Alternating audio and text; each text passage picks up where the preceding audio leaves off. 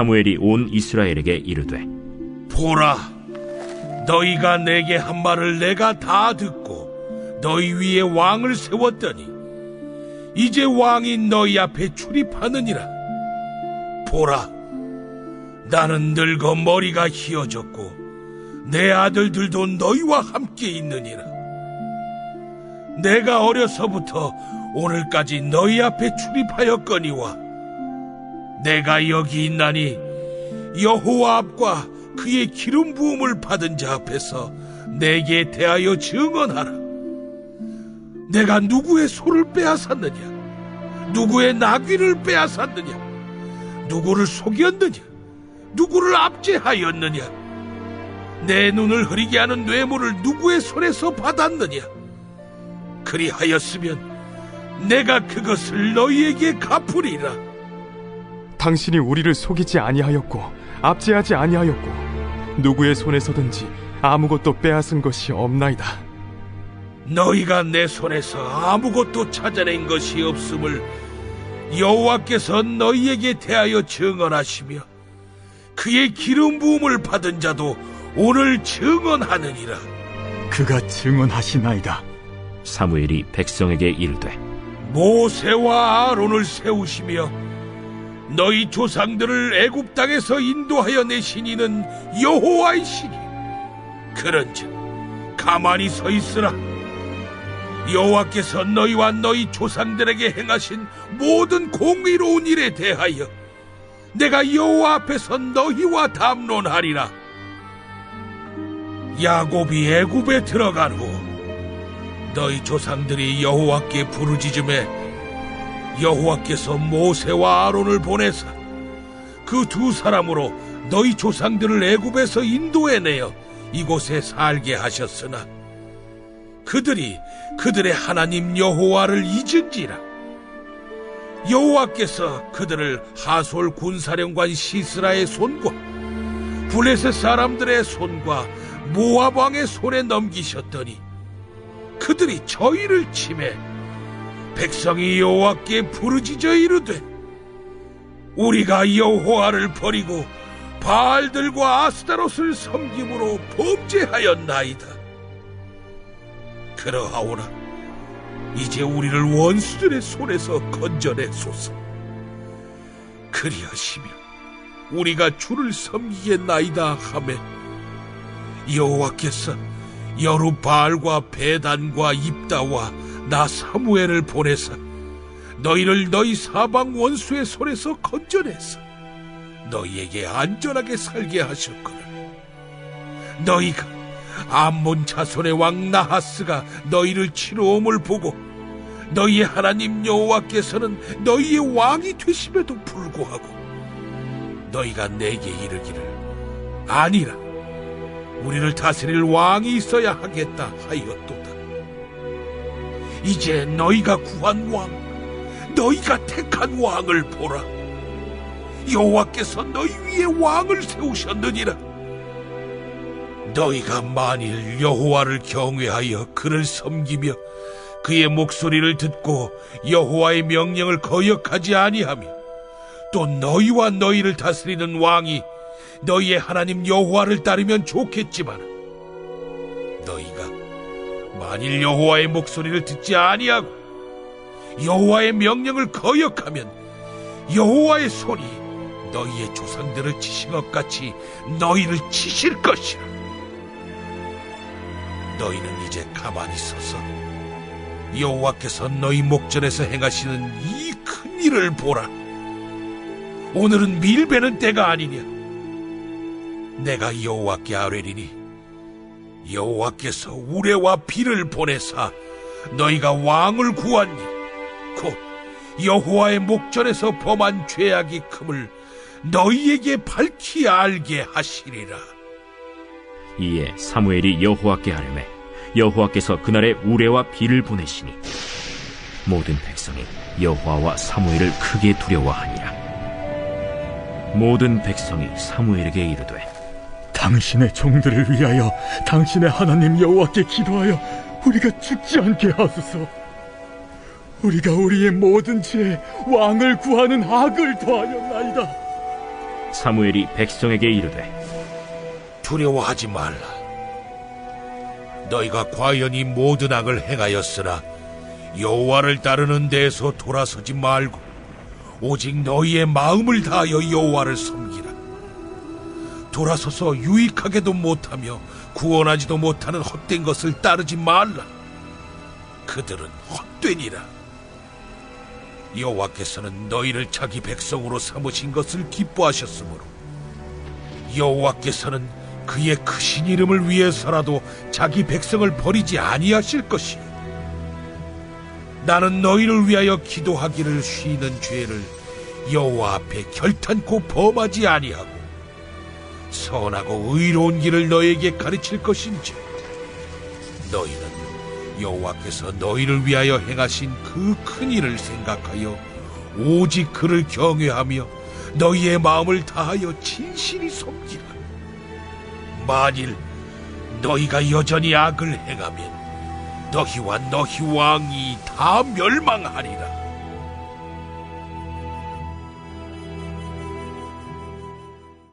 전장인 10장과 11장에서 우리는 사울이 이스라엘의 왕으로 선출된 것과 그리고 즉위식의 과정을 함께 살펴봤습니다. 그리고 본장에서는 이스라엘의 왕정 체제가 출범함에 있어서 상당히 중요한 역할을 했던 사무엘이 백성들에게 이른바 마지막 설교를 전하고 있죠. 먼저 전반부인 1절부터 5절을 보면 사무엘은 자신이 하나님과 이스라엘 백성들 그리고 하나님께 기름 부음을 받은 왕 앞에서도 매우 청렴한 삶을 살아왔음을 선언합니다. 실제로 사무엘은 자신이 사사로 있으면서도 어느 누구도 압제하는 일이 없었습니다. 또 다른 사람의 물건이나 재물을 탐하는 바도 없었죠.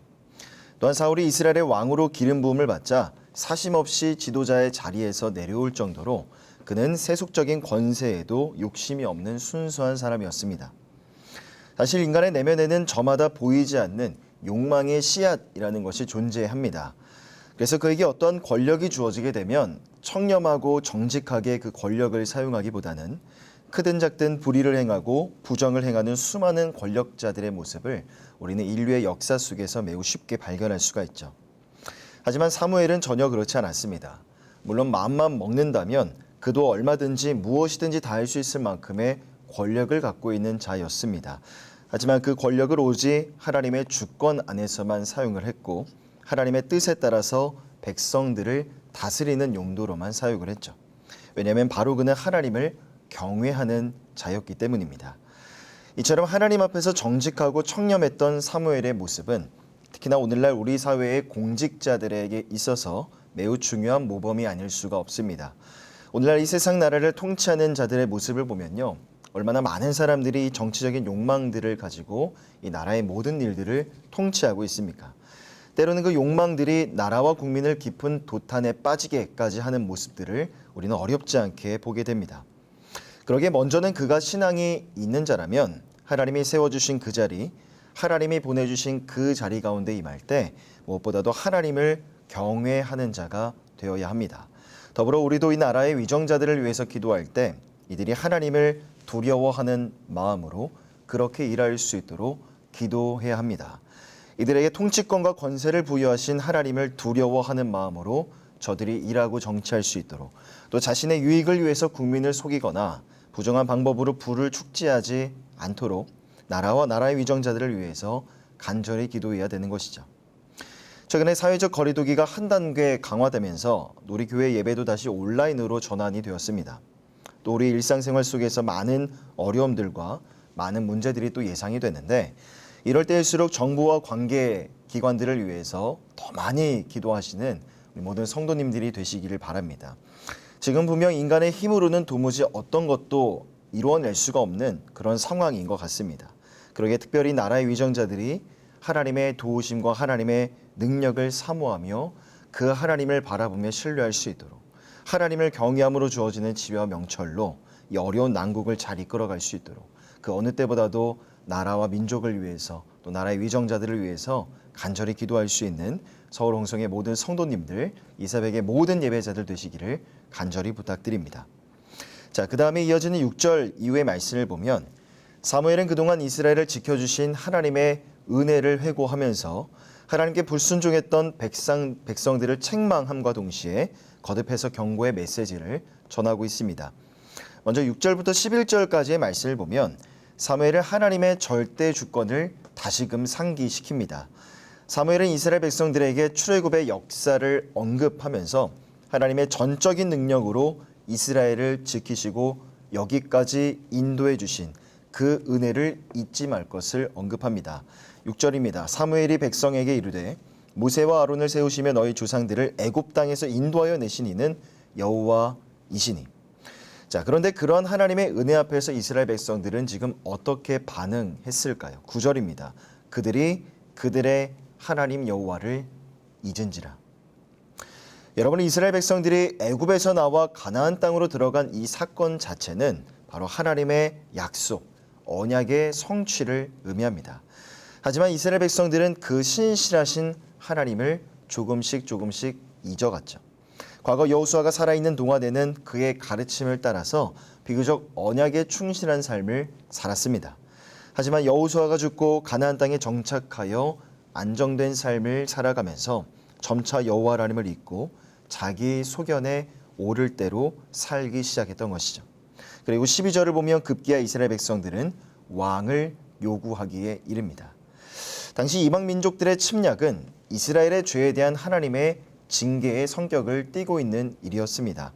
그러기에 이방 민족들의 공격과 침략을 받을 때 오히려 그 환난의 이유가 무엇인지를 겸손히 돌아보면서 하나님 앞에 회개하고 하나님 앞에 구원을 호소해야만 했습니다. 하지만 이스라엘은 오히려 다른 나라와 같이 우리에게도 왕이 있어야겠다라며 왕을 요구하는 모습을 보여주었죠. 이어지는 13절을 보면 그런 이스라엘을 향해서 사무엘은 이렇게 말합니다. 이제 너희가 구한 왕, 너희가 택한 왕을 보라. 여호와께서 너희 위에 왕을 세우셨느니라. 자, 여기서 너희가 구한 왕, 너희가 택한 왕이라는 표현은 왕을 요구하는 백성들의 의견에 하나님이 전적으로 동의를 하셨거나 그것에 찬성하셔서 왕을 세우신 것이 결코 아님을 잘 보여주고 있습니다. 이미 사무엘상 8장에서 왕을 요구하는 백성들 앞에 하나님은 엄중히 경고하신 바가 있습니다. 하지만 거듭해서 백성들이 왕을 요구하자 하나님은 단지 그것을 허용해 주신 것일 뿐 어디까지나 왕을 요구했던 백성들의 동기와 그 행위는 올바르지 못했던 것이었음을 13절의 말씀이 잘 보여주고 있는 것이죠. 그러기에 사무엘은 이스라엘의 왕이 세워졌어도 하나님과 이스라엘 백성들과의 관계는 달라지지 않는다는 겁니다.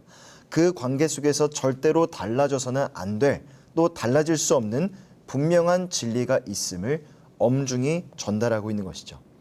신명기 28장을 보면 과거 하나님께서는 이스라엘 백성들에게 축복과 징계의 기준을 하나님에 대한 순종과 불순종의 여부로 정하신 바가 있습니다.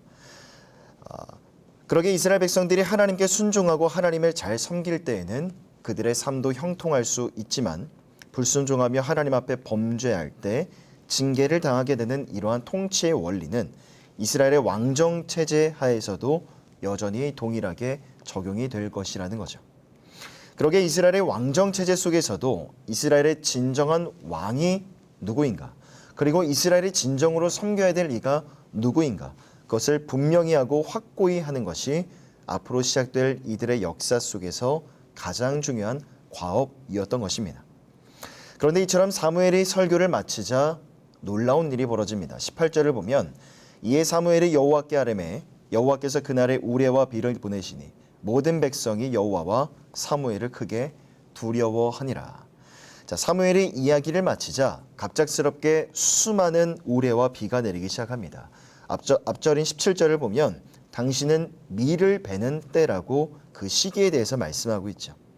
하지만 여기서 밀을 베는 때라는 것은 당시 비가 오지 않는 건조기의 시작을 의미합니다. 하지만 비가 내리지 않는 이 시기에 상당한 우레와 비가 내렸다는 것은 결국 이스라엘 백성들의 죄에 대한 하나님의 진노를 의미하는 것이죠. 그리고 앞으로 불순종하게 되었을 때 그들이 받게 될 징벌을 경고하기 위하여 하나님이 보여주신 초자연적인 역사라고 할 수 있습니다. 결국 19절의 말씀을 보면 이스라엘 백성들은 사무엘의 책망과 경고를 듣고서 이스라엘의 왕을 요구했던 일이 얼마나 어리석은 죄악이었는가, 그 죄악을 깨닫죠. 그리고 참여하는 이스라엘 백성들을 바라보며 사무엘도 마지막으로 그들을 위로하고 권면하고 있습니다. 본문의 22절과 24절을 읽겠습니다. 여호와께서 너희를 자기 백성으로 삼으신 것을 기뻐하셨으므로 여호와께서는 그의 크신 이름을 위해서라도 자기 백성을 버리지 아니하실 것이요. 24절입니다. 너희는 여호와께서 너희를 위하여 행하신 그 큰 일을 생각하여 오직 그를 경외하며 너희의 마음을 다하여 진실이 섬기라. 사무엘의 설교의 마지막 결론 부분이라고 할 수 있습니다. 즉 하나님이 이스라엘을 선택하셨고 이스라엘을 향한 하나님의 사랑은 절대로 변하지 않는다는 것이죠. 그리고 하나님이 이스라엘을 택하신 것을 기뻐하시고 어떠한 경우에도 그들을 버리지 않으실 것이라고 말씀합니다. 그러게 그 하나님 앞에 이스라엘은 과연 어떠한 모습으로 앞으로 살아가야 될 것인가? 결단코 우상을 숭배하지 말고 오직 하나님만을 섬겨야 한다는 것입니다. 여러분, 이스라엘 백성들을 향한 이 본문의 사무엘의 마지막 설교의 말씀, 이 명령과 교훈의 말씀은 오늘날 우리의 삶에도 그대로 적용이 되는 교훈이라고 할 수 있습니다. 왜냐하면 하나님이 전적인 은혜로 이스라엘을 택하신 것처럼 우리 모두는 죄와 사망으로부터 구원을 받아 하나님의 백성으로 부름받은 영적인 이스라엘이기 때문입니다. 그러기에 마음을 다하여 진실의 여호와 하나님을 섬기라라는 사무엘의 명령은 오늘 이 새벽 우리의 마음에도 새겨야 할 하나님의 말씀의 명령인 것입니다. 여러분, 우리가 하나님을 섬기면서 또한 세상도 섬기는 그러한 중간지대는요, 결코 존재할 수가 없습니다. 우리의 신앙생활 가운데 결코 회색지대라는 것은 있을 수가 없는 법이죠. 하나님만을 섬기든지 아니면 세상을 섬기든지 둘 중 하나만 선택해야만 합니다. 코로나가 재확산되면서 우리의 예배는 다시 온라인으로 회귀가 되었고 여러 가지 신앙생활에 많은 어려움을 겪고 있는 지금 이때입니다. 그래서 저는 특별히 청년 공동체에서 우리 청년들과 함께 예배를 할 때 강조하는 두 가지가 있습니다. 첫째는 바로 청년들의 개인 경건 생활이고 두 번째는 바로 예배의 회복입니다. 왜냐하면 우리의 경건 생활과 예배가 무너지게 되면 하나님이 계셔야 될 그 자리에 다른 무엇인가가 대신 그 자리를 차지하는 것은 너무나 순식간에 일어나는 일이기 때문입니다. 혹여나 지금 이 순간 우리 자신의 내면을 돌아보았을 때 하나님보다 더 사랑하고 더 좋아 보이는 무엇인가가 내 안에 보이지 않는 우상이 되어서 하나님이 계셔야 될 그 자리를 대신 하고 있지는 않으십니까? 하나님은 자기 백성을 선택하신 것을 기뻐하시고 절대 그 백성을 포기하지 않으신다라고 본문의 22절에서 분명히 말씀합니다. 하지만 하나님은 자기 백성의 죄는요, 특별히 우상을 숭배하는 죄, 하나님을 사랑하는 게 아니라 하나님보다 뭔가를 더 많이 사랑하고 더 좋아하는 우상을 숭배하는 그 죄는요, 절대로 묵과하지 않으신다는 사실을 우리는 반드시 오늘 이 새벽에 기억해야만 합니다. 그러게 이 새벽에 우리와 함께 하시는 성령 하나님께서 우리 가운데, 기도하는 우리 심령 가운데, 예배하는 우리 마음 가운데 은혜의 빛을 비춰주시사 참여하고 회개해야 될 죄들이 무엇인지 깨닫게 해주실 줄 믿습니다. 그 깨달음과 자각을 가지고 또한 주님 앞으로 기꺼이 나아가 주님 앞에 간절히 기도하는 이 새벽이 되시기를 바랍니다. 또한 하나님이 이스라엘 백성들을 애굽에서 구원해 내심과도 같이 우리 또한 죄와 사망에서 구원해내어 하나님의 백성들로, 하나님의 자녀들로 삼아주셨습니다. 이것이 바로 원색적인 복음이죠. 이 원색적인 복음의 은혜와 사랑에 대해서도 오늘 이 새벽 깊이 묵상하시고 주님 앞에 감사와 찬양으로 또 주님의 그 임재 가운데 새 노래와 새 찬양의 고백과 선포로 나아가는 모든 성도님들이 다 되시기를 바랍니다.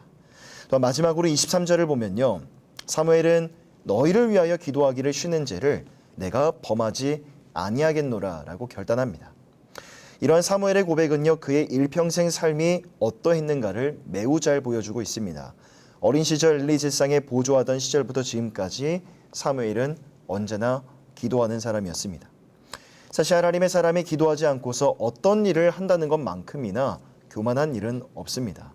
왜냐하면 기도하지 않는 것은 결국 자신의 지혜와 자신의 능력 그리고 자신의 경험을 의지한다는 자기의 과신이고 교만을 범하는 죄이기 때문입니다.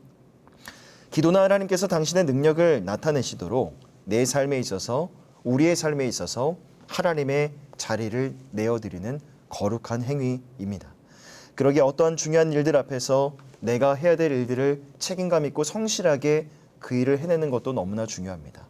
하지만 가장 중요한 것은 바로 하나님 앞에 내 마음을 내려놓고 간절히 기도하는 것입니다.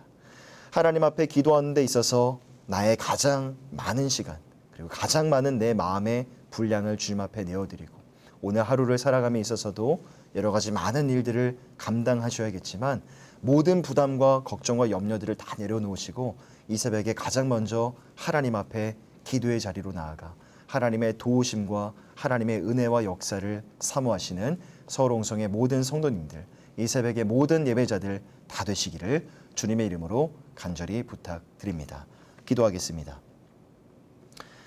사랑과 은혜가 풍성하신 하나님, 오늘 사무엘상 12장의 말씀을 통해서 겸손히 주님 앞에 나아가 주님의 말씀에 귀를 기울이게 하시니 감사를 드립니다. 사무엘이 이스라엘 백성들에게 전했던 강력한 권고의 말들을 우리가 함께 겸손히 바라봅니다. 너희는 마음을 다하여 진실히 여호와 하나님을 섬기라는 그 말씀의 명령을 오늘 이 새벽에 우리 마음속에도 새기기를 소망합니다. 세상을 살아가면서 우리 상황과 주변의 정황들은 하나님을 온전히 섬기지 못하게 만들 때가 참으로 많습니다. 장기화되는 이 코로나 사태 속에서도 더더욱 그러할 수 있습니다. 하지만 이럴 때일수록 예수 그리스도를 통하여 우리를 죄와 어둠 속에서 구원해내신 하나님의 구원의 은혜와 사랑을 더욱 깊이 묵상하면서 하나님을 온전히 경외하고 예배하는 우리 모든 성도님들 다 되게 하여 주시옵소서. 또한 언제나 기도의 사람이었던 이 사무엘의 모습을 바라봅니다. 참으로 힘들고 어려운 시간들이 계속되고 있는데 늘 기도의 자리에 가장 먼저 가장 많은 시간 머물면서 하나님의 일하심과 하나님의 역사를 기대하고 소망하는 서울 홍성의 모든 성도들, 이 새벽의 모든 예배자들 다 되어줄 수 있도록 함께하여 주시옵소서.